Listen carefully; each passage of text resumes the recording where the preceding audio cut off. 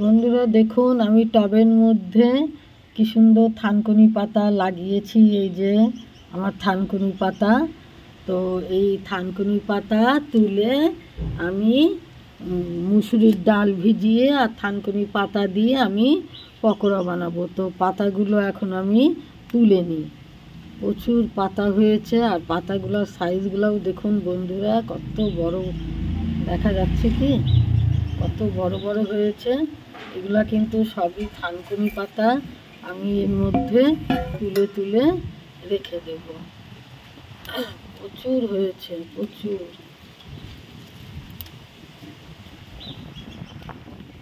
তো আমি পাতাগুলো সব এক এক করে তুলে নিয়ে তারপরে আপনাদের সামনে আমি পকোড়া বানিয়ে শেয়ার করব। কিভাবে করি এটা শেয়ার করব। প্রচুর পাতা হয়েছে গাছে, দেখুন বন্ধুরা। থানকুনি পাতা তোলা কমপ্লিট হয়ে গেছে আমার বাগান থেকে। এই যে সুন্দর পাতাগুলো দেখতে কি ভালো লাগছে। এখন আমি পকোড়া বানাবো। আর যেহেতু বাগানে করছি ওই জন্য পাখির আওয়াজ হচ্ছে বন্ধুরা। এই যে কত সুন্দর ভালো লাগছে দেখতে বন্ধুরা।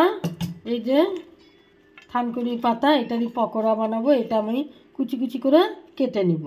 আর এটা হলো মুসুরির ডাল, তার মধ্যে পেঁয়াজ, রসুন আর লঙ্কা দিয়ে আমি মিক্সার জারের মধ্যে ঢেলে নিলাম। নিয়ে আমি এখন এটাকে বেটে নেব। বেটে নিয়ে তারপরে এর সাথে আমি এই থানকুনি পাতাগুলো কুচি কুচি করে দিয়ে লবণ হলুদ দিয়ে আমি পকোড়া বানাবো। বন্ধুরা এই যে ডালটা বাটা হয়ে গেছে, মুসুরির ডাল, সাথে পেঁয়াজ রসুন লঙ্কা দিয়ে বাটলাম, ওটা শেয়ার করলাম। আর এই থানকুনি পাতা এগুলোকে আমি হাত দিয়ে ছিঁড়ে নিয়েছি।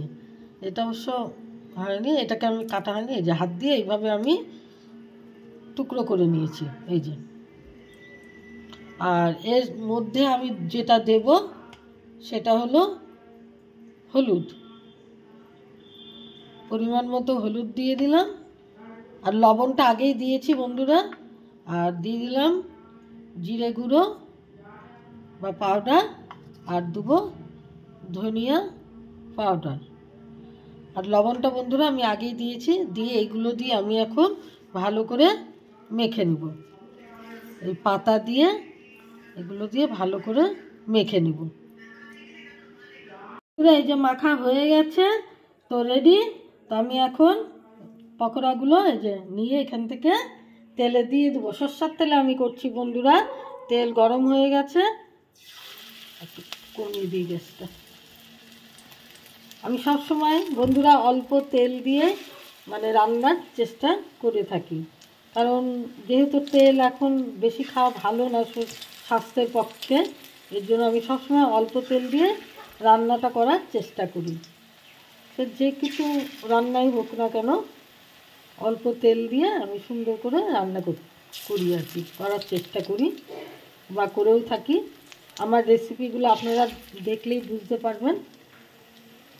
তো এইভাবে আমি সব পকোড়াগুলো এক এক করে ভেজে নেব। দেখুন কি সুন্দর হয়েছে থানকুনি পাতার পকোড়া। খুব সুন্দর লাগছে দেখতে, খেতেও খুব টেস্টি। বন্ধুরা রেডি হয়ে গেছে থানকুনি পাতার পকোড়া। বন্ধুরা আমার এই রেসিপিটা যদি আপনাদের ভালো লেগে থাকে তাহলে প্লিজ লাইক শেয়ার কমেন্ট করবেন আর সাবস্ক্রাইব করে আমার চ্যানেলটা পাশে থাকবেন।